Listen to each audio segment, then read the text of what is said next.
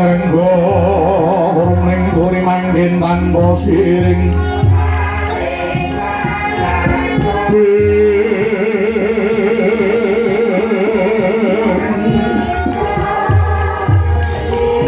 hal menikah rumah mas wirmuruk ing langit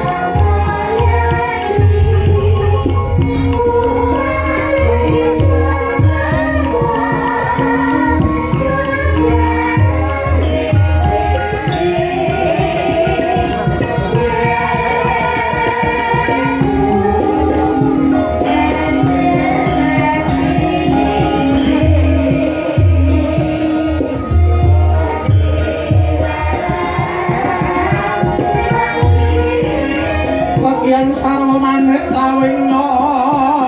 sinawung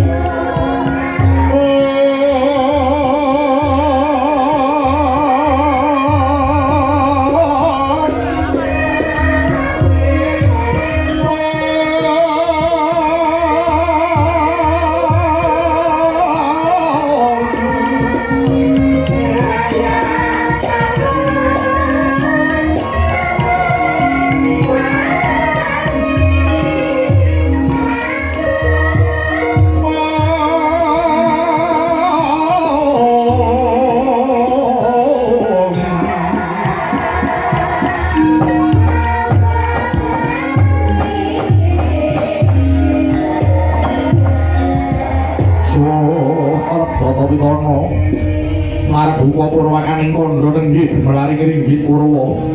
sarana manardi luhuring budaya ingkang ngawih daya hambangun jiwa utama ramayang-ramayang jagat wetan tuhu menika alaming kadewatan maya-maya jagat kulon ana cahya katon sesingon Cinandra Pindha gumana ning taun parandene sanes Sarating Surya Kartika Miwang Baskara Turna sanes Trejaning Pandhita kang lagi ana Subrata muhung kaperbawan gumlaring kayuwangan Indra Bawana mila sinebat Indra Bawana dadi palengganing ratu ning Jawata ing ngono dumadi saking ciptaning pangestri duk nakala para dewa pepadi tirta suci pawitra sari ing lengkeng wukir Jamurdipa kadewatan kuwi dumunung ing sunyaruri ing alam kasukman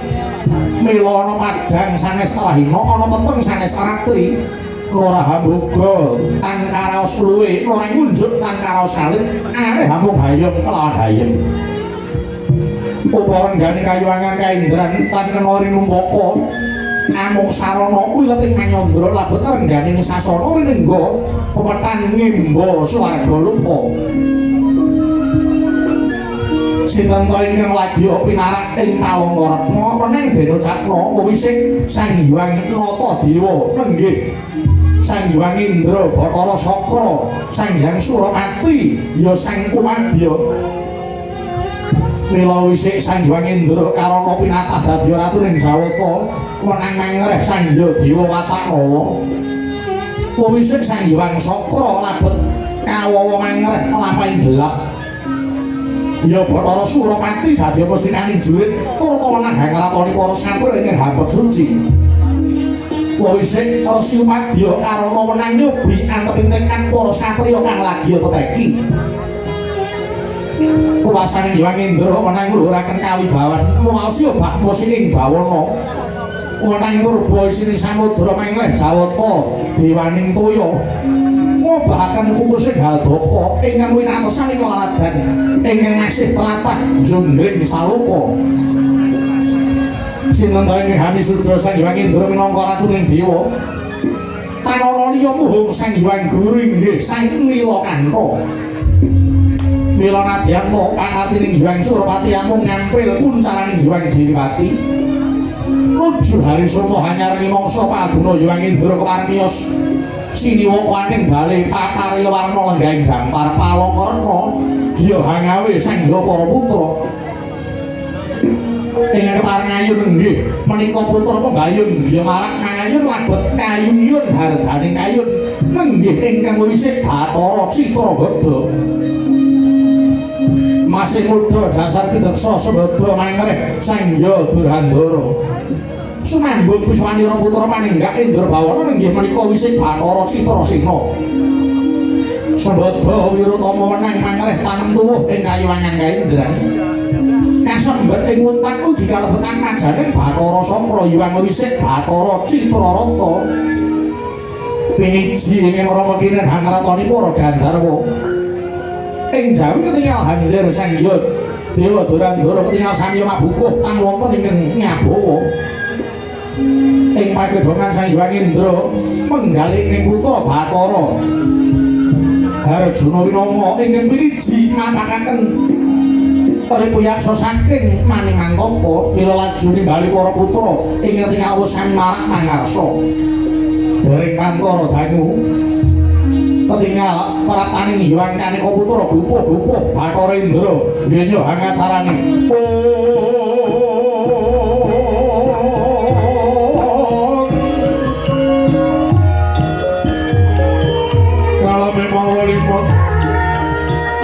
kalamatan jroning alam kanyut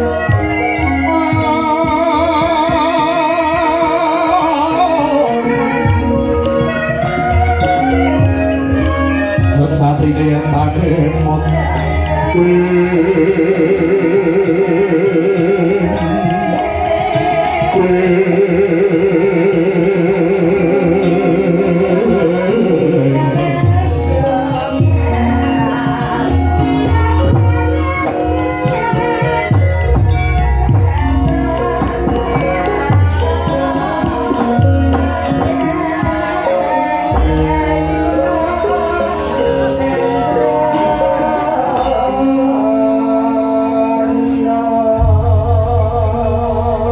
sembah niring ulun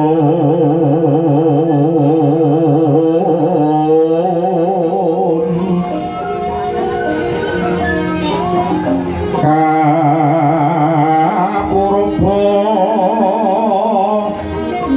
ring sang murbeng